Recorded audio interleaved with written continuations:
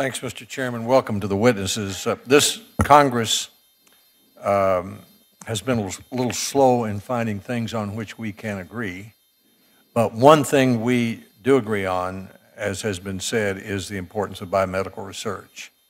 And many of those who have led that fight are here and will continue to do it. I think especially of the work that Senator Blunt and Senator Murray did with the subcommittee. My hope is that we can approve the appropriation soon for the current year, which would give us 2 straight years in the subcommittee.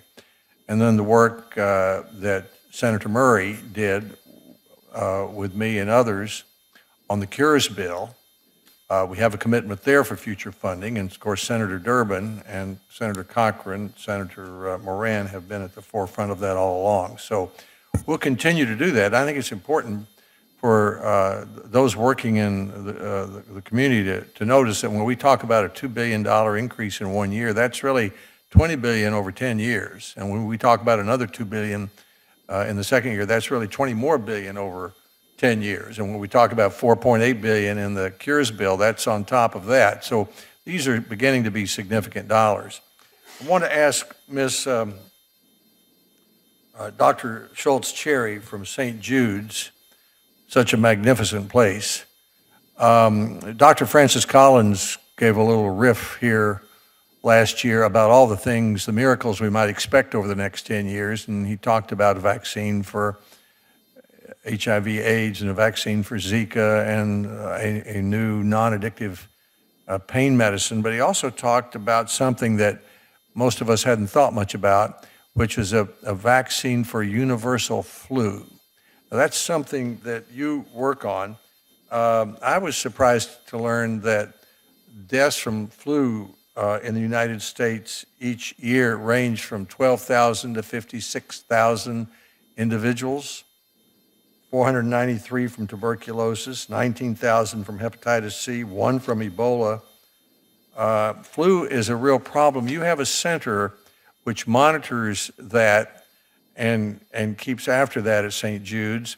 Tell us about what you did with the H1N1 pandemic in 2009, the effect of the center in keeping up with that and with subsequent outbreaks, and what your estimate is about whether we're likely to have a vaccine for universal flu.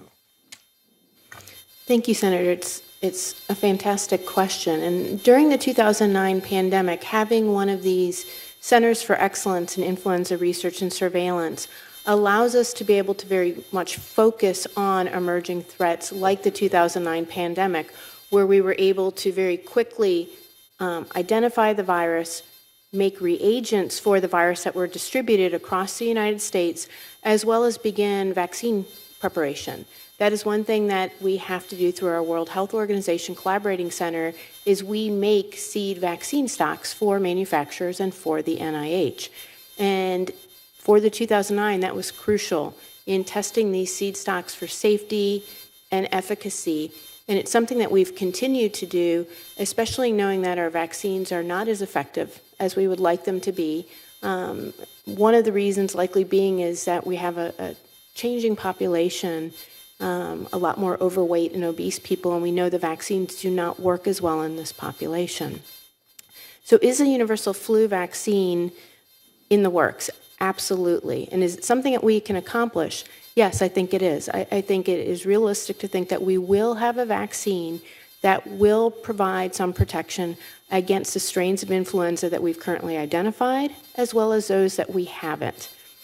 Again, we will have to, the virus is smarter than we are in many ways and can change very quickly, so it may require some changes to the vaccine, but we should be able to get much broader protection, including in our highest risk people, which are the very young, elderly, pregnant women, as well as overweight and obese people. Do you agree with Dr. Collins that could occur in the next decade?